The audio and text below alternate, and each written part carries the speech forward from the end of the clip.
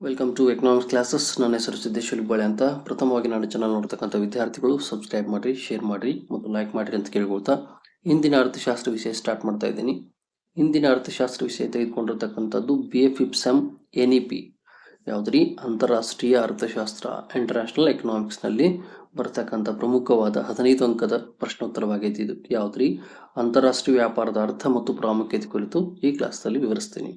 ಅದರಲ್ಲಿ ಪ್ರಥಮವಾಗಿ ಅಂತಾರಾಷ್ಟ್ರೀಯ ವ್ಯಾಪಾರದ ಅರ್ಥ ಅಂದ್ರೆ ಏನು ಅದನ್ನು ತಿಳಿದುಕೊಳ್ಳೋದು ಬಹಳ ಮುಖ್ಯ.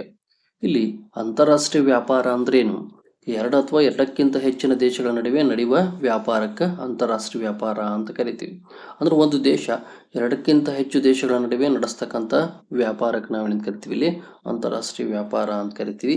ಅಥವಾ ಇದಕ್ಕೆ ದೇಶ ವಿದೇಶಗಳ ನಡುವೆ ನಡೀತಕ್ಕಂಥ ಸರಕು ಮತ್ತು ಸೇವೆಗಳ ವಿನಿಮಯಕ್ಕೂ ಕೂಡ ನಾವು ಅಂತಾರಾಷ್ಟ್ರೀಯ ವ್ಯಾಪಾರ ಅಂತ ಕರಿತೀವಿ. ಅಂದ್ರೆ ಎರಡು ಅಥವಾ ಎರಡಕ್ಕಿಂತ ಹೆಚ್ಚಿನ ದೇಶಗಳ ನಡುವೆ ನಡೆಯುವ ವ್ಯಾಪಾರಕ್ಕೆ ನಾವು ಅಂತಾರಾಷ್ಟ್ರೀಯ ವ್ಯಾಪಾರ ಅಂತೀವಿ. ಓಕೆ, ಅಂದ್ರೆ ಯಾವುದೇ ಒಂದು ದೇಶ ಆಗಲಿ ಸ್ವತಂತ್ರವಾಗಿ ಕೂಡ ಅದು ಬದುಕಾಕಂತರೂ ಸಾಧ್ಯ ಇಲ್ಲ. ಒಂದಲ್ಲ ಒಂದು ರೀತಿಯಿಂದ ಅವಲಂಬನೆ ಹೊಂದಿರ್ತೀವಿ.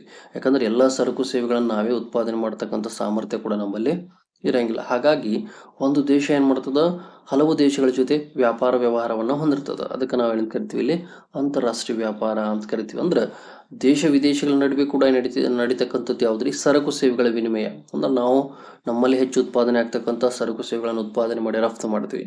ನಮಗೆ ಬೇಕಾದಂಥ ಸರಕು ಸೇವೆಗಳನ್ನು ಬೇರೆ ದೇಶಗಳಿಂದ ತರಿಸ್ಕೊಡ್ತೀವಿ. ಈ ರೀತಿಯ ಒಂದು ವಿನಿಮಯ ಏನು ನಡೀತದ ಅದಕ್ಕೆ ನಾವಿಲ್ಲಿ ಅಂತಾರಾಷ್ಟ್ರೀಯ ವ್ಯಾಪಾರ ಅಂತ ಕರಿತೀವಿ.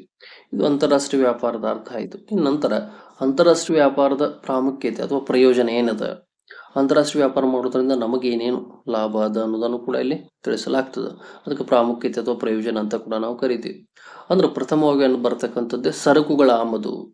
ಅಂದ್ರೆ ಯಾವುದೇ ಒಂದು ರಾಷ್ಟ್ರ ಕೂಡ ತನ್ನಲ್ಲಿ ಲಭ್ಯವಿಲ್ಲದಿರುವ ಅಥವಾ ಕೊರತೆಯಿಂದಿರುವ ಸರಕುಗಳನ್ನು ಇತರ ದೇಶಗಳಿಂದ ತರಿಸಿಕೊಳ್ಳಲು ಅಂತಾರಾಷ್ಟ್ರೀಯ ವ್ಯಾಪಾರ ಕೂಡ ಅವಶ್ಯಕವಾಗಿರ್ತದ ಅಂತ ಹೇಳ್ತಾರೆ. ಅಂದ್ರೆ ಈಗ ಯಾವುದೇ ಒಂದು ರಾಷ್ಟ್ರ ಆಗಲಿ ಅಥವಾ ದೇಶ ಆಗಲಿ ತನ್ನಲ್ಲಿ ಲಭ್ಯವಿರದೇ ಇರತಕ್ಕಂಥದ್ದು ಅಥವಾ ತನ್ನಲ್ಲಿ ಉತ್ಪಾದನೆ ಮಾಡಕ್ಕೆ ಅಸಾಧ್ಯವಾಗಿರ್ತಕ್ಕಂಥ ಸರಕು ಸೇವೆಗಳನ್ನ ಏನು ಮಾಡ್ತದ್ರಿ, ಇತರ ದೇಶಗಳಿಂದ ತರಿಸ್ಕೊಳ್ತದ. ಅದಕ್ಕೆ ನಾವಿಲ್ಲಿ ಅಂತಾರಾಷ್ಟ್ರೀಯ ವ್ಯಾಪಾರ ಕೂಡ ಬಹಳ ಮುಖ್ಯವಾಗಿರ್ತದೆ. ಒಂದು ಉದಾಹರಣೆಗೆ ನಮ್ಮ ಭಾರತವನ್ನು ತೆಗೆದುಕೊಂಡು ಕುವೈತ್ ರಾಷ್ಟ್ರಗಳಿಂದ ಪೆಟ್ರೋಲ್, ಡೀಸೆಲ್ ಅನ್ನು ತರಿಸ್ತೀವಿ. ಯಾಕಂದ್ರೆ ನಮ್ಮಲ್ಲಿ ಅದು ಉತ್ಪಾದನೆ ಆಗಂಗಿಲ್ಲ. ಹಾಗಾಗಿ ಸರಕುಗಳನ್ನು ಆಮದು ಮಾಡ್ಕೊಳ್ಳೋಕೆ ಕೂಡ ಇಲ್ಲಿ ಅಂತಾರಾಷ್ಟ್ರೀಯ ವ್ಯಾಪಾರ ಏನಾಗ್ತದೆ, ಬಹಳ ಅವಶ್ಯಕವಾಗಿರ್ತದ ಅಂತ ಹೇಳ್ತಾರೆ. ಇದು ಒಂದನೇ ಅಂಶ. ಇನ್ನೊಂದು ರೀತಿ ಎರಡನೇ ತೆಗೆದುಕೊಂಡ್ರೆ ವಿದೇಶಿ ಬಂಡವಾಳ ಪಡೆಯಲು ಅವಕಾಶ ಅಂತ ಹೇಳ್ತಾರೆ. ಅಂದ್ರೆ ಅಂತಾರಾಷ್ಟ್ರೀಯ ವ್ಯಾಪಾರ ವಿದೇಶಿ ಬಂಡವಾಳ ಚಲನೆಗೆ ಕೂಡ ಸೂಕ್ತ ಅವಕಾಶಗಳನ್ನು ಒದಗಿಸ್ತದೆ. ರಾಷ್ಟ್ರ ಕೂಡ ಏನು ಮಾಡ್ತದ,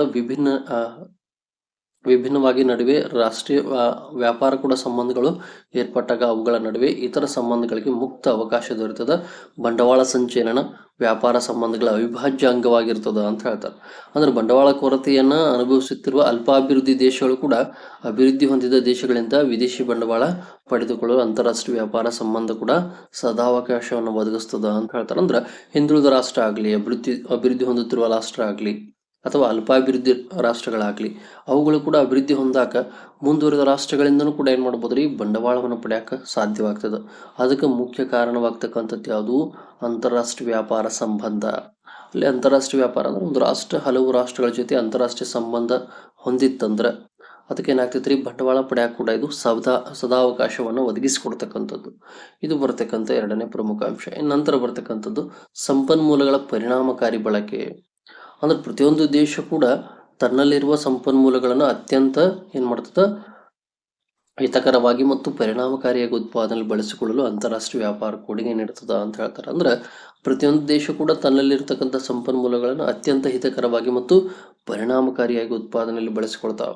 ಅಂದ್ರೆ ಪ್ರತಿಯೊಂದು ರಾಷ್ಟ್ರ ಕೂಡ ಕಡಿಮೆ ಬೆಲೆಯಲ್ಲಿ ಮತ್ತು ಉತ್ತಮ ರೀತಿಯಲ್ಲಿ ಉತ್ಪಾದಿಸಬಹುದಾದ ಸರಕುಗಳನ್ನು ಉತ್ಪಾದನೆಯಲ್ಲಿ ಮಾತ್ರ ತನ್ನ ಪ್ರಯತ್ನವನ್ನು ಕೇಂದ್ರೀಕರಿಸ್ತಾವ. ಅದಕ್ಕನುಗುಣವಾಗಿ ಸಂಪನ್ಮೂಲಗಳನ್ನು ಹಂಚಿಕೆ ಮಾಡ್ತಾವು. ತಾನು ಉತ್ಪಾದಿಸಲಾರದ ಸರಕುಗಳನ್ನು ಮತ್ತು ತನ್ನಲ್ಲಿ ಕೊರತೆ ಹೊಂದಿರುವ ಕಚ್ಚಾ ವಸ್ತುಗಳನ್ನು ಮತ್ತು ಸಂಪನ್ಮೂಲಗಳನ್ನು ಬೇರೆ ದೇಶಗಳಿಂದ ಆಮದು ಮಾಡಿಕೊಳ್ತಾವ ಅಂತ ಹೇಳ್ತಾರೆ. ಅಂದ್ರೆ ಯಾವುದೇ ಒಂದು ರಾಷ್ಟ್ರ ಆಗಲಿ ತನ್ನಲ್ಲಿ ಕಡಿಮೆ ಬೆಲೆಗೆ ಮತ್ತು ಕಡಿಮೆ ಒಂದು ಸಮಯದಲ್ಲಿ ಉತ್ಪಾದನೆ ಮಾಡ್ತಕ್ಕಂಥದ್ದು, ಒಳ್ಳೆ ಗುಣಮಟ್ಟದ ವಸ್ತುಗಳನ್ನು ಉತ್ಪಾದನೆ ಮಾಡ್ತಕ್ಕಂಥದ್ದನ್ನು ಮಾತ್ರ ಅದೇನು ಮಾಡ್ತದ್ರಿ, ಕೇಂದ್ರೀಕರಿಸ್ತದ. ಅದನ್ನಷ್ಟೇ ಉತ್ಪಾದನೆ ಮಾಡ್ತದ. ತನ್ನಲ್ಲಿ ಯಾವುದು ಉತ್ಪಾದನೆ ಆಗಂಗಿಲ್ಲ ಅಥವಾ ತನ್ನಲ್ಲಿ ಯಾವುದು ಲಭ್ಯವಿರಂಗಿಲ್ಲ ಆ ವಸ್ತುಗಳನ್ನು ಏನು ಮಾಡ್ತದದು ಬೇರೆ ರಾಷ್ಟ್ರಗಳಿಂದ ತರಿಸ್ಕೊಳ್ತದ. ಅಂದ್ರೆ ಕಚ್ಚಾ ವಸ್ತುಗಳನ್ನು ಮಾತ್ರ ಅಲ್ಲಿ ಸಂಪನ್ಮೂಲಗಳನ್ನು ಬೇರೆ ದೇಶಗಳಿಂದ ಆಮದು ಮಾಡಿಕೊಳ್ಳತಕ್ಕಂಥದ್ದು ಇಲ್ಲಿ ಕಂಡು ಬರ್ತದ ಅಂತ ಹೇಳ್ತಾರೆ.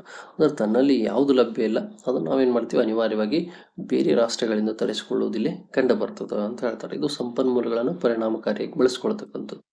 ನಂತರ ಬರ್ತಕ್ಕಂಥದ್ದೇನು ಅನುಭೋಗಿಗಳ ಹಿತರಕ್ಷಣೆ ಅಂತ ಕರೀತಾರೆ. ಅಂದ್ರೆ ಅಂತಾರಾಷ್ಟ್ರೀಯ ವ್ಯಾಪಾರದ ಪರಿಣಾಮವಾಗಿ ಕೂಡ ಯಾವುದನ್ನು ದೇಶಕ್ಕೆ ತನ್ನಲ್ಲಿ ಕೊರತೆ ಹೊಂದಿರ್ತದೋ ಮತ್ತು ಸ್ವದೇಶಿ ಮಾರುಕಟ್ಟೆಯಲ್ಲಿ ಬೆಲೆ ಹೆಚ್ಚಾಗಿರುವ ಸರಕು ಆಮದು ಮಾಡಿಕೊಂಡು ಅವಕಾಶ ಸಿಗ್ತದ ಅಂತ ಹೇಳ್ತಾರೆ. ಅಂದ್ರೆ ತನ್ನಲ್ಲಿ ಯಾವ್ದು ಕೊರತೆ ಅದ ಅಥವಾ ತನ್ನಲ್ಲಿ ಯಾವುದು ಏನು ಉತ್ಪಾದನೆ ಆಗಂಗಿಲ್ಲ ಅದನ್ನೇನು ಮಾಡ್ತದ, ಆಮೇಲೆ ಸ್ವದೇಶಿ ಮಾರುಕಟ್ಟೆ ಅಂದ್ರೆ ಸ್ಥಳೀಯ ಮಾರುಕಟ್ಟೆಯಲ್ಲಿ ಆ ವಸ್ತುಗಳ ಬೆಲೆ ಹೆಚ್ಚಿದ್ದಾಗ ಅದರ ಅನಿವಾರ್ಯವಾಗಿ ಏನು ಮಾಡ್ತದೆ ರೀ, ಬೇರೆ ರಾಷ್ಟ್ರಗಳಿಂದ ತರಿಸ್ಕೊಳ್ತದೆ. ಇದರಿಂದ ಏನಾಗ್ತದೆ, ಸ್ವದೇಶಿ ಮಾರುಕಟ್ಟೆಯಲ್ಲಿ ಅಧಿಕ ಬೆಲೆಯಲ್ಲಿ ಕಳಪೆ ಗುಣ ದರ್ಜೆಯ ಸರಕುಗಳನ್ನು ಕೂಡ ಅನುಭವಗಳ ಮೇಲೆ ಹೇರುವ ಪ್ರವೃತ್ತಿ ತಡೆ ಬೀಳ್ತದ ಅಂತ ಹೇಳ್ತಾರೆ. ಅಂದ್ರೆ ಸ್ವದೇಶಿ ಮಾರುಕಟ್ಟೆಯಲ್ಲಿ ಏನಾಗ್ತದೆ, ಕಡಿಮೆ ಗುಣಮಟ್ಟದ್ದಾಗ್ಲಿ ಆಮೇಲೆ ಅದು ಕಡಿಮೆ ಬೆಲೆದಿರ್ತದೆ, ಅದರದ್ದು ಏನು ಮಾಡ್ತಾರೆ, ಹೆಚ್ಚಿನ ಬೆಲೆಗೆ ಮಾರಾಟ ಮಾಡ್ತಕ್ಕಂಥದ್ದು. ಅಂದ್ರೆ ಅಧಿಕ ಬೆಲೆಯ ಮತ್ತು ಕಳಪೆ ಗುಣದರ್ಜೆ ವಸ್ತುಗಳನ್ನು ಏನು ಮಾಡ್ತಾರೆ, ಅನುಭೋಗಿಗಳ ಮೇಲೆ ಹೇರ್ತಾರೆ, ಅಂದ್ರೆ ಗ್ರಾಹಕರ ಮೇಲೆ. ಉದಾಹರಣೆಗೆ ಗ್ರಾಹಕರಿಗೆ ವಸ್ತುಗಳ ಒಂದು ಲಭ್ಯತೆ ಕೂಡ ಅಲ್ಲಿ ಏನಾಗ್ತದೆ, ಕಡಿಮೆ ಇರುವಾಗ ಬೆಲೆ ಹೆಚ್ಚಿರುತ್ತೆ. ಅಂತಹ ಸಂದರ್ಭದಲ್ಲಿ ಏನಾಗ್ತದೆ, ಗ್ರಾಹಕರಲ್ಲಿ ತೊಂದರೆಗೊಳಗಾಗ್ತಾರೆ. ಹಾಗಾಗಿ ಏನು ಮಾಡ್ತದ್ರಿ, ಬೇರೆ ಬೇರೆ ರಾಷ್ಟ್ರಗಳಿಂದ ಆ ಸರಕು ಸೇವೆಗಳನ್ನ ಕಡಿಮೆ ಬೆಲೆಗೆ ತಂದು ಇಲ್ಲಿರ್ತಕ್ಕಂಥ ಗ್ರಾಹಕರಿಗೆ ಏನು ಮಾಡೋದು, ಮಾರಾಟ ಮಾಡ್ತಕ್ಕಂಥದ್ದು. ಅದರಿಂದ ಅನುಭೋಗಿಗಳ ಹಿತರಕ್ಷಣೆ ಕಂಡು ಬರ್ತದ ಅಂತ ಹೇಳ್ತಾರೆ. ಅಂದ್ರೆ ಕಡಿಮೆ ಬೆಲೆಗೆ ಒಳ್ಳೆ ಗುಣಮಟ್ಟದ ವಸ್ತುಗಳು ಅವ್ರಿಗೆ ಸಿಗಕ್ಕೆ ಸಾಧ್ಯ ಆಗ್ತೈತಿ. ಅದಕ್ಕೆ ಕಾರಣ ಏನ್ರಿ, ಬೇರೆ ದೇಶಗಳ ಒಂದು ವ್ಯಾಪಾರ ಸಂಬಂಧ ಹೊಂದಿರತಕ್ಕಂಥದ್ದು. ಹಾಗಾಗಿ ಆ ವ್ಯಾಪಾರ ಸಂಬಂಧದಿಂದ ನಾವೇನು ಮಾಡ್ಬೋದು, ನಮ್ಮಲ್ಲಿರ್ತಕ್ಕಂಥ ಅನುಭೋಗಿಗಳಿಗೆ ಕಡಿಮೆ ಬೆಲೆಯಲ್ಲಿ ಮತ್ತು ಒಳ್ಳೆ ಗುಣಮಟ್ಟದ ದರ್ಜೆಯ ವಸ್ತುಗಳನ್ನು ಮಾರಾಟ ಮಾಡಕ್ಕೆ ಸಾಧ್ಯ ಆಗ್ತದೆ. ಅದರಿಂದ ಏನಾಗ್ತದೆ, ಇಲ್ಲಿ ಅನುಭೋಗಿಗಳ ಹಿತರಕ್ಷಣೆ ಕೂಡ ಕಂಡು ಬರತಕ್ಕಂಥದ್ದು. ಇದು 4ನೇದು. ಇನ್ನು 5ನೇದು ದಕ್ಷ ಉತ್ಪಾದನಾ ವ್ಯವಸ್ಥೆ ವಿಕಾಸ ಅಂತ ಹೇಳ್ತಾರೆ. ಅಂದ್ರೆ ಅಂತಾರಾಷ್ಟ್ರೀಯ ವ್ಯಾಪಾರ ದಕ್ಷ ಉತ್ಪಾದನಾ ವ್ಯವಸ್ಥೆ ವಿಕಾಸದ ವೇದಿಕೆಯಾಗಿ ಕೂಡ ಕೆಲಸವನ್ನ ನಿರ್ವಹಿಸ್ತದೆ. ವಿದೇಶಗಳಿಂದ ಆಮದು ಮಾಡಿಕೊಂಡ ಸ್ವದೇಶಿ ಸರಕುಗಳು ಮಾರುಕಟ್ಟೆಯಲ್ಲಿ ಪೈಪೋಟಿ ನಡೆಸುವುದರಿಂದ ಉತ್ತಮ ಗುಣದರ್ಜೆಯ ಸರಕುಗಳು ಮಾತ್ರ ಬೇಡಿಕೆ ಬರ್ತಾವ ಅಂತ ಹೇಳ್ತಾರೆ. ಅಂದ್ರೆ ವಿದೇಶಗಳಿಂದ ನಾವೇನು ಆಮದು ಮಾಡಿಕೊಂಡಿರ್ತೀವಿ ಅವು ಸ್ವದೇಶಿ ಸರಕುಗಳ ಮಾರುಕಟ್ಟೆಯಲ್ಲಿ ಅಂದ್ರೆ ಬೇರೆ ದೇಶಗಳಿಂದ ತರಿಸ್ಕೊಂಡು ನಮ್ಮ ಒಂದು ದೇಶದಲ್ಲಿ ಏನು ಸ್ವದೇಶಿ ಮಾರುಕಟ್ಟೆಗಳಲ್ಲಿ ಕೂಡ ಅದು ಪೈಪೋಟಿಯನ್ನು ಒಡ್ತದ. ಅದರಿಂದ ಉತ್ತಮ ಗುಣದರ್ಜೆಯ ಸರಕುಗಳು ಮಾತ್ರ ಏನಾಗ್ತಾವ್ರಿ, ಬೇಡಿಕೆ ಬರ್ತಾವ. ಅಂದ್ರೆ ವಿದೇಶಿ ಸರಕುಗಳ ಉತ್ತಮ ಗುಣಮಟ್ಟಗಳಾಗಿದ್ದರೆ ಸ್ವದೇಶಿ ಸರಕುಗಳಿಗೆ ಬೇಡಿಕೆ ಕುಸಿಯುತ್ತದೆ. ಆದ್ದರಿಂದ ವಿದೇಶಿ ಸರಕುಗಳೊಡನೆ ಸಮರ್ಥವಾಗಿ ಸ್ಪರ್ಧಿಸಲು ಸ್ವದೇಶಿ ಸರಕುಗಳು ಕೂಡ ಬೇಡಿಕೆ ಕುಸಿತದ ಅಂತ ಹೇಳ್ತಾರೆ. ಅಂದ್ರೆ ಬೇರೆ ದೇಶಗಳನ್ನು ತರಿಸ್ಕೊಂಡು ನಾವೇನು ವ್ಯಾಪಾರ ವ್ಯವಹಾರ ಮಾಡ್ತಿರ್ತೀವಿ ಅವು ಒಳ್ಳೆಯ ಗುಣಮಟ್ಟದ್ದಾಗಿದ್ದು ಅಂದ್ರೆ ಅಲ್ಲಿ ಏನಾಗ್ತದೆ, ಸ್ವದೇಶಿ ಸರಕುಗಳ ಬೇಡಿಕೆ ಕೂಡ ಕುಸಿತ ಉಂಟಾಗ್ತದೆ. ಮತ್ತು ಉತ್ತಮ ಗುಣಮಟ್ಟಗಳಾಗಿದ್ದರೆ ಮಾತ್ರವೇನಾಗ್ತದೆ, ವ್ಯಾಪಾರ ಆಗ್ತಾವೆ. ಅದ್ರಲ್ಲಿ ಏನಾಗ್ತದೆ, ದಕ್ಷ ಉತ್ಪಾದನಾ ವ್ಯವಸ್ಥೆ ವಿಕಾಸ ಕೂಡ ಕಂಡು ಬರ್ತದೆ. ಬೇರೆ ದೇಶಗಳಿಂದ ನಾವು ತರಿಸಿಕೊಂಡು ಒಳ್ಳೆ ಗುಣಮಟ್ಟದ ವಸ್ತುಗಳನ್ನು ಕಡಿಮೆ ಬೆಲೆಗೆ ಮಾರಾಟ ಮಾಡುವುದರಿಂದ ಅಲ್ಲಿ ಸ್ವದೇಶಿ ಕೈಗಾರಿಕೆಗಳಲ್ಲಿ ಉತ್ಪಾದನೆ ಆಗಿರ್ತಕ್ಕಂಥ ಸರಕು ವಿದೇಶಿ ಸರಕುಗಳ ನಡುವೆ ಪೈಪೋಟಿ ಉಂಟಾಗ್ತದೆ. ಹಾಗಾಗಿ ಅಲ್ಲಿ ಏನಾಗ್ತೈತಿ, ಸ್ವದೇಶಿ ಸರಕುಗಳ ಬೇಡಿಕೆ ಕೂಡ ಕುಸಿತ ಉಂಟಾಗ್ತಕ್ಕಂಥ ಸಂದರ್ಭ ಕೂಡ ಕಂಡು ಬರ್ತದ ಅಂತ ಹೇಳ್ತಾರೆ. ಇದು ಒಂದು 5ನೇದು. ಈ ನಂತರ ಬರ್ತಕ್ಕಂಥದ್ದು 6ನೇದು ಜಾಗತಿಕ ಮಾರುಕಟ್ಟೆಗೆ ಪ್ರವೇಶ ಅಧಿಕಾರ. ಅಂದ್ರೆ ಅಂತಾರಾಷ್ಟ್ರೀಯ ವ್ಯಾಪಾರವು ಕೂಡ ಪ್ರಪಂಚದಾದ್ಯಂತ ವಿವಿಧ ದೇಶಗಳ ನಡುವೆ ಆರ್ಥಿಕ ಸಂಬಂಧಗಳನ್ನು ಬಲಪಡಿಸುತ್ತದೆ. ಇದರಿಂದಾಗಿ ಎಲ್ಲ ದೇಶಗಳಿಗೂ ಜಗತ್ತಿನ ಯಾವುದೇ ದೇಶದಿಂದ ಕಚ್ಚಾ ವಸ್ತುಗಳನ್ನು ಸಿದ್ಧಪಡಿಸಲು ಹಾಗೂ ಆಮದು ಮಾಡಿಕೊಳ್ಳಲು ಹಾಗೂ ಯಾವುದೇ ದೇಶಕ್ಕೆ ಇವುಗಳನ್ನು ರಫ್ತು ಮಾಡಲು ಅವಕಾಶ ಕಲ್ಪಿಸ್ತದ ಅಂತ ಹೇಳ್ತಾರೆ.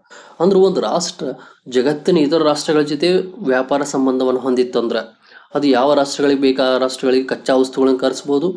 ಅದೇ ರೀತಿ ಯಾವ ರಾಷ್ಟ್ರಗಳಿಂದ ಸಿದ್ಧ ವಸ್ತುಗಳನ್ನು ತರಿಸ್ಕೊಳ್ಬೋದು, ಅದಕ್ಕೆ ಅವಕಾಶ ಇರ್ತದೆ. ಅಂದ್ರೆ ಮುಕ್ತ ಅವಕಾಶ ಕೂಡ ಕಂಡು ಬರ್ತದೆ. ಇಲ್ಲಿ ಅದನ್ನ ಹೇಳ್ತಾರೆ, ಅಂತಾರಾಷ್ಟ್ರೀಯ ಸಂಬಂಧ ವಿವಿಧ ದೇಶಗಳ ನಡುವೆ ಆರ್ಥಿಕ ಸಂಬಂಧಗಳನ್ನು ಬಲಪಡಿಸ್ತದೆ. ಇದರಿಂದಾಗಿ ಎಲ್ಲ ದೇಶಗಳು ಕೂಡ ಜಗತ್ತಿನ ಯಾವುದೇ ದೇಶದಿಂದ ಕಚ್ಚಾ ವಸ್ತುಗಳನ್ನಾಗಲಿ ಸಿದ್ಧಪಡಿಸಿದ ವಸ್ತುಗಳನ್ನಾಗಲಿ ಆಮದು ಮಾಡಿಕೊಳ್ಳಕ್ಕೆ ಹಾಗೂ ಯಾವುದೇ ದೇಶಕ್ಕೆ ಇವುಗಳನ್ನು ರಫ್ತು ಮಾಡೋಕ್ಕೆ ಅವಕಾಶ ಲಭಿಸ್ತದೆ ಅಂತ ಹೇಳ್ತಾರೆ. ಅಂದ್ರೆ ಈಗ ನಮ್ಮ ಭಾರತವನ್ನು ತೆಗೆದುಕೊಂಡು ಹಲವು ರಾಷ್ಟ್ರಗಳ ಜೊತೆ ಕೂಡ ವ್ಯಾಪಾರ ಸಂಬಂಧ ಹೊಂದೈತಿ. ಅಮೇರಿಕಾ ಆಗಲಿ, ರಷ್ಯಾ ಆಗಲಿ, ಆಸ್ಟ್ರೇಲಿಯಾ ಆಗಲಿ, ಬಹಳ ರಾಷ್ಟ್ರಗಳ ಜೊತೆ ನಮ್ಮದು ವ್ಯಾಪಾರ ಸಂಬಂಧ ಕೂಡ ಅದ. ಹಾಗಾಗಿ ನಾವೇನು ಮಾಡ್ಬೋದು, ನಮಗೆ ಯಾವ ವಸ್ತುಗಳು ಕಚ್ಚಾ ವಸ್ತುಗಳು ಬೇಕು ಅಥವಾ ಸಿದ್ಧಪಡಿಸಿದ ವಸ್ತುಗಳು ಬೇಕು ಆಮದು ಮಾಡ್ಕೊಳ್ತೀವಿ, ಅವ್ರಿಗೆ ಯಾವ್ದು ಬೇಕಾಗಿರ್ತದೆ ಅವುಗಳನ್ನು ನಾವು ರಫ್ತು ಮಾಡೋಕ್ಕೆ ಸಮರ್ಥರಾಗಿರ್ತೀವಿ ಅಂತ ಹೇಳ್ತಾರೆ. ಅಂದ್ರೆ ಜಗತ್ತಿನ ಮಾರುಕಟ್ಟೆ ಪ್ರವೇಶ ಅಧಿಕಾರ ಅಂದ್ರೆ ಜಗತ್ತಿನಲ್ಲಿರ್ತಕ್ಕಂಥ ಎಲ್ಲ ಮಾರುಕಟ್ಟೆಗಳ ಜೊತೆ ಕೂಡ ಇಲ್ಲಿ ಒಳ್ಳೆ ಸಂಬಂಧ ಬೆಳೀತದೆ. ಅದಕ್ಕೆ ಮುಖ್ಯ ಕಾರಣ ಯಾವ್ದ್ರಿ, ಅಂತಾರಾಷ್ಟ್ರೀಯ ವ್ಯಾಪಾರ ಬರ್ತಕ್ಕಂಥದ್ದು. ಇನ್ನು ಅದೇ ರೀತಿ ಬೆಲೆಗಳ ಇಳಿತ ಅಂತ ಬರ್ತದೆ 7ನೇದು. ಅಂದ್ರೆ ವಿದೇಶಗಳಿಂದ ಸರಕು ಆಮದಿನಿಂದಾಗಿ ಮಾರುಕಟ್ಟೆ ಹೆಚ್ಚೆಚ್ಚು ಪ್ರಮಾಣದಲ್ಲಿ ಸರಕುಗಳು ಲಭ್ಯವಾಗುತ್ತವೆ.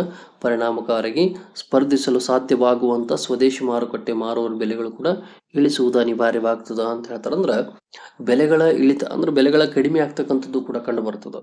ಯಾಕಂದ್ರೆ ವಿದೇಶಗಳಿಂದ ನಾವು ಸರಕು ಸೇವೆಗಳನ್ನ ಅತಿಯಾಗಿ ಆಮದು ಮಾಡ್ಕೊಂಡಿವಿ ಅಂದ್ರೆ, ಆಮೇಲೆ ಅಲ್ಲಿ ಅತಿಯಾದ ಪ್ರಮಾಣದಲ್ಲಿ ನಮಗೆ ಸರಕು ಸೇವೆಗಳು ಬಂದು ಅಂದ್ರೆ ಅದ್ರ ಪರಿಣಾಮವಾಗಿ ಏನಾಗ್ತದ, ಇಲ್ಲಿ ಬೆಲೆಗಳು ಕೂಡ ಕುಸಿತ ಉಂಟಾಗ್ತಾವ ಎಲ್ಲೇ ಸ್ವದೇಶಿ ಮಾರುಕಟ್ಟೆಯಲ್ಲಿ. ಯಾಕಂದ್ರೆ ಮಾರುವವರು ಕೂಡ ಅಲ್ಲಿ ಬೆಲೆಗಳನ್ನು ಕಡಿಮೆ ಮಾಡಬೇಕಾಗ್ತದೆ, ಅನಿವಾರ್ಯ. ಅಂದಾಗ ಅವ್ರದ್ದು ವ್ಯಾಪಾರ ಆಗ್ತದೆ. ಯಾಕಂದ್ರೆ ನಾವು ಎಲ್ಲ ಸರಕು ಸೇವೆಗಳನ್ನು ಅತಿಯಾಗಿ ಬೇರೆ ರಾಷ್ಟ್ರಗಳಿಂದ ಅಂದ್ರೆ ಹೆಚ್ಚೆತ್ತ ಪ್ರಮಾಣದಲ್ಲಿ ಸರಕುಗಳು ನಮ್ಮ ಮಾರುಕಟ್ಟೆಯಲ್ಲಿ ಲಭ್ಯವಾದವು ಅಂದ್ರೆ ಅಲ್ಲಿ ಸ್ವದೇಶಿ ಮಾರುಕಟ್ಟೆಗಳಲ್ಲಿ ಬೆಲೆ ಏನಾಗ್ತೈತೆ ಅದು ಆಟೋಮೆಟಿಕ್ಲಿ ಇಳಿಸಿ ಮಾರಾಟ ಮಾಡ್ತಕ್ಕಂಥದ್ದು ಕೂಡ ಕಂಡು ಬರ್ತದೆ. ಅದು ಅನಿವಾರ್ಯ ಕೂಡ ಆಗ್ತಕ್ಕಂಥದ್ದು. ಇದು 7ನೇದ್ದು. ಇನ್ನು 8ನೇದು ಬರ್ತಕ್ಕಂಥದ್ದು ರಾಷ್ಟ್ರಗಳ ಆರ್ಥಿಕ ಹಿತಾಸಕ್ತಿಗಳ ರಕ್ಷಣೆ ಅಂತ ಕರೀತಾರೆ. ಅಂದ್ರೆ ಅಂತಾರಾಷ್ಟ್ರೀಯ ವ್ಯಾಪಾರ ಕೂಡ ರಾಷ್ಟ್ರಗಳ ಆರ್ಥಿಕ ಹಿತಾಸಕ್ತಿ ರಕ್ಷಣೆಗೆ ಕೊಡುಗೆ ಸಲ್ಲಿಸ್ತದ. ಯಾಕಂದ್ರೆ ದೇಶವು ಬಾಹ್ಯ ಆಕ್ರಮಣಗಳಿಗೆ ಒಳಗಾಗದ ಸಂದರ್ಭದಲ್ಲಿ ಯುದ್ಧ ಸಾಮಗ್ರಿಗಳು, ತಂತ್ರಕೌಶಲ್ಯದ ಸರಕುಗಳು ಮತ್ತು ಅಣವಸ್ತ್ರಗಳಾಗಲಿ ವಿದೇಶಿಗಳಿಂದ ಪಡೆದುಕೊಳ್ಳಲು ಅಂತಾರಾಷ್ಟ್ರೀಯ ವ್ಯಾಪಾರದಿಂದ ಸಾಧ್ಯತೆ ದೊರೀತದ ಅಂತ ಹೇಳ್ತಾರೆ. ಅಂದ್ರೆ ರಾಷ್ಟ್ರದ ಆರ್ಥಿಕ ಹಿತಾಸಕ್ತಿಯಿಂದ ರಾಷ್ಟ್ರದ ರಕ್ಷಣೆ ಮಾಡ್ಕೊಳ್ಳೋಕೆ ಕೂಡ ನಮ್ಗೆ ಅಂತಾರಾಷ್ಟ್ರೀಯ ವ್ಯಾಪಾರಲ್ಲಿ ಬಹಳ ಮುಖ್ಯವಾಗಿರ್ತದೆ. ಯಾಕಂದ್ರೆ ಇಲ್ಲಿ ಆರ್ಥಿಕ ಹಿತಾಸಕ್ತಿ ಕಾಪಾಡಿಸ್ಬೇಕಾದ್ರೆ ದೇಶದ ಬಾಹ್ಯ ಆಕ್ರಮಣ ಅಂದ್ರೆ ಬೇರೆ ದೇಶದವರು ನಮ್ಮ ಮೇಲೆ ಯಾವುದಾದ್ರೂ ಯುದ್ಧಗಳನ್ನಾಗಲಿ ಆಕ್ರಮಣಗಳನ್ನಾಗಲಿ ಮಾಡ್ತಾ ಇದ್ರಂದ್ರೆ ಆ ಸಂದರ್ಭಗಳಲ್ಲಿ ಯುದ್ಧ ಸಾಮಗ್ರಿಗಳು, ತಂತ್ರಕೌಶಲ್ಯಗಳು ಮತ್ತು ಸರಕು ಮತ್ತು ಅಣವಸ್ತ್ರಗಳನ್ನು ವಿದೇಶಿಗಳಿಂದ ಪಡೆದುಕೊಳ್ಳೋಕೆ ಅಂತಾರಾಷ್ಟ್ರೀಯ ವ್ಯಾಪಾರ ನಮ್ಗೆ ಏನು ಮಾಡ್ತೈತಿ, ಇಲ್ಲಿ ಹೆಚ್ಚು ಅನುಕೂಲಕರವಾಗಿರ್ತದ ಅಂತ ಹೇಳ್ತಾರೆ. ಅಂದ್ರೆ ಬೇರೆ ರಾಷ್ಟ್ರಗಳಿಂದ ನಾವು ತರಿಸ್ಕೊಳ್ಳೋಕೆ ಕೂಡ ನಮ್ಗೇನು ಬೇಕ್ರಿ, ಅಲ್ಲಿ ಅಣವಸ್ತ್ರಗಳಾಗಲಿ ಯುದ್ಧ ವಿಮಾನಗಳಾಗಲಿ ಯುದ್ಧ ಸಾಮಗ್ರಿಗಳಾಗಲಿ ಎಲ್ಲದಕ್ಕೂ ಕೂಡ ಅಂತಾರಾಷ್ಟ್ರೀಯ ವ್ಯಾಪಾರ ಇಲ್ಲಿ ನಮಗೆ ಏನು ಅನುಕೂಲತೆ ಮತ್ತು ಅವಶ್ಯಕವಾಗಿರ್ತದ ಅಂತ ಹೇಳ್ತಾರೆ. ಅದರಿಂದ ನಮ್ಮ ರಾಷ್ಟ್ರದ ಹಿತಾಸಕ್ತಿಯನ್ನು ಅದು ಹಿತರಕ್ಷಣೆಯನ್ನು ಕೂಡ ಮಾಡ್ಬೋದು ಮತ್ತು ನಮ್ಮ ರಾಷ್ಟ್ರವನ್ನು ರಕ್ಷಣೆ ಮಾಡ್ಕೊಳ್ಳೋಕೆ ಇದು ಕೂಡ ಒಂದು ಒಳ್ಳೆಯ ಮಾರ್ಗವಾಗಿ ಕಂಡು ಬರ್ತದ ಅಂತ ಇಲ್ಲಿ ಹೇಳ್ಬೋದು. ಅದೇ ರೀತಿ 9ನೇದು ಅಂತಾರಾಷ್ಟ್ರೀಯ ಹಣಕಾಸು ಪದ್ಧತಿ ಬೆಳವಣಿಗೆ. ಅಂದ್ರೆ ಅಂತಾರಾಷ್ಟ್ರೀಯ ವ್ಯಾಪಾರದಲ್ಲಿ ನಿರಂತರವಾದ ದೇಶಗಳು ಆಮದುಗಳಿಗೆ ಹಣವನ್ನು ಪಾಲಿಸಬೇಕಾಗ್ತದೆ ಮತ್ತು ರಫ್ತುಗಳಿಗೆ ವಿದೇಶಿಗಳ ಹಣವನ್ನು ಸ್ವೀಕರಿಸುತ್ತದೆ. ಒಂದು ದೇಶದ ಹಣವನ್ನು ಇನ್ನೊಂದು ದೇಶದ ಹಣಕ್ಕೆ ಪರಿವರ್ತಿಸುವ ಅವಶ್ಯಕತೆ ಕೂಡ ಇಲ್ಲಿ ಉದ್ಭವಿಸ್ತದ ಅಂತ ಹೇಳ್ತಾರೆ. ಅಂದ್ರೆ ಬೇರೆ ಬೇರೆ ರಾಷ್ಟ್ರಗಳ ಜೊತೆ ನಾವು ವ್ಯವಹಾರ ಮಾಡ್ತಾ ಇದ್ದೀವಿ ಅಂದ್ರೆ ಅಲ್ಲಿ ಹಣಕಾಸು ಪದ್ಧತಿ ಕೂಡ ಬದಲಾವಣೆ ಇರ್ತದೆ. ಈ ಉದಾಹರಣೆ ಭಾರತವನ್ನು ತೆಗೆದುಕೊಂಡು ನಮ್ದು ಹಣದ ರೂಪಾಯಿ ಐತಿ, ಅದೇ ರೀತಿ ಅಮೆರಿಕ ತೆಗೆದುಕೊಂಡು ಡಾಲರ್ ಅದ. ಈ ರೀತಿ ನಾವೀಗ ಅಮೆರಿಕದ ಜೊತೆ ವ್ಯವಹಾರ ಮಾಡಿದ್ವಿ ಅಂದ್ರೆ ನಮ್ಮ ಹಣದ ರೂಪದಲ್ಲಿ ನಾವು ಅವ್ರಿಗೆ ಹಣಕಾಸನ್ನು ನೀಡ್ತೀವಿ ಅಂದ್ರೆ ಅವ್ರು ತೆಗೆದುಕೊಳ್ಳಲ್ಲ. ನಾವಿಲ್ಲಿ ಏನು ಮಾಡಬೇಕು, ಹಣವನ್ನು ಡಾಲರ್ಗೆ ಪರಿವರ್ತನೆ ಮಾಡಿ ಅವರಿಗೆ ಹಣವನ್ನು ಪಾವತಿ ಮಾಡಬೇಕಾಗ್ತದೆ. ಅಥವಾ ಭಾರತಕ್ಕೆ ಅವರೇನಾದರೂ ವ್ಯವಹಾರ ಮಾಡಿದ್ರಂದ್ರೆ ಅವರ ಡಾಲರನ್ನು ಹಣ ರೂಪದಲ್ಲಿ ಪರಿವರ್ತನೆ ಮಾಡಿ ನಮಗೆ ವ್ಯಾಪಾರವನ್ನು ಮಾಡ್ತಕ್ಕಂಥದ್ದು. ಅದರಿಂದ ಹಣಕಾಸು ಪದ್ಧತಿ ಕೂಡ ಬೆಳವಣಿಗೆ ಆಗ್ತದೆ. ಅಂತಾರಾಷ್ಟ್ರೀಯ ಹಣಕಾಸು ಪದ್ಧತಿ ಬೆಳವಣಿಗೆ ಕೂಡ ಅದು ಪ್ರಮುಖವಾದ ಮಾರ್ಗವಾಗಿರ್ತದೆ ಅಂತ ಹೇಳ್ತಾರೆ. ಇಲ್ಲಿ ಕೊನೆಯದಾಗಿ ತೆಗೆದುಕೊಂಡ್ರೆ ಬೆಲೆಯ ಸಮಾನತೆಯ ಸಾಧನೆ ಅಂತ ಕರೀತಾರೆ. ಅಂದ್ರೆ ಅಂತಾರಾಷ್ಟ್ರೀಯ ವ್ಯಾಪಾರದಿಂದ ವಿವಿಧ ದೇಶಗಳ ನಡುವೆ ಬೆಲೆಗಳ ಸಮಾನತೆ, ಬೆಲೆಗಳ ಮಟ್ಟದ ಸ್ಥಿರತೆ ಏರ್ಪಡಿಸಲು ಸಾಧ್ಯವಾಗ್ತದೆ. ಸರಕುಗಳ ಮಿತಿಮೀರಿ ಲಭ್ಯತೆಯಿಂದಾಗಿ ಬೆಲೆಗಳು ಕೆಳಮಟ್ಟದಲ್ಲಿರುವ ದೇಶಗಳಿಂದ ಸರಕುಗಳ ಕೊರತೆ ಕಾರಣವಾಗಿ ಬೆಲೆಗಳು ಅಧಿಕವಾಗಿರುವ ದೇಶಗಳಿಗೆ ಸರಕುಗಳ ಚಲಾವಣೆಯಿಂದ ಇದು ನೆರವೇರ್ತದೆ ಅಂತ ಹೇಳ್ತಾರೆ. ಅಂದ್ರೆ ಅಂತಾರಾಷ್ಟ್ರೀಯ ವ್ಯಾಪಾರದಿಂದ ವಿವಿಧ ದೇಶಗಳ ನಡುವೆ ಕೂಡ ಬೆಲೆಗಳ ಸಮಾನತೆ ಮತ್ತು ಬೆಲೆಗಳ ಮಟ್ಟದ ಸ್ಥಿರತೆಯನ್ನು ಏರ್ಪಡಿಸಲು ಸಾಧ್ಯವಾಗ್ತದೆ ಅಂತ ಹೇಳ್ತಾರೆ. ಮತ್ತು ಸರಕುಗಳ ಮಿತಿಮೀರಿ ಲಭ್ಯತೆಯಿಂದ ಬೆಲೆಗಳು ಕೆಳಮಟ್ಟದಲ್ಲಿರ್ತಾವ. ದೇಶಗಳಿಂದ ಸರಕುಗಳ ಕೊರತೆ ಕಾರಣವಾಗಿ ಏನಾಗ್ತದೆ, ಬೆಲೆಗಳು ಅಧಿಕವಾಗಿರುವ ದೇಶಗಳಿಗೆ ಸರಕುಗಳ ಚಲನೆಯಿಂದ ಇದು ನೆರವಾಗ್ತದೆ ಅಂತ ಹೇಳ್ತಾರೆ. ಇದು ಕೂಡ ಬರತಕ್ಕಂಥ ಪ್ರಮುಖ ಅಂತಾರಾಷ್ಟ್ರೀಯ ವ್ಯಾಪಾರದ ಒಂದು ಪ್ರಯೋಜನ. ಈ ರೀತಿಯಾಗಿ ಬರತಕ್ಕಂಥದ್ದು ಏನ್ರಿ ಅಂತಾರಾಷ್ಟ್ರೀಯ ವ್ಯಾಪಾರದ ಅರ್ಥ ಮತ್ತು ಅಂತಾರಾಷ್ಟ್ರೀಯ ವ್ಯಾಪಾರದ ಮಹತ್ವ ಈ ರೀತಿ ಕಂಡು ಬರ್ತದ ಅಂತ ಹೇಳ್ತಾರೆ. ಇದು ಬಹಳ ಮುಖ್ಯವಾಗಿರ್ತಕ್ಕಂಥ ಒಂದು ಅಂಶವಾಗೈತಿ.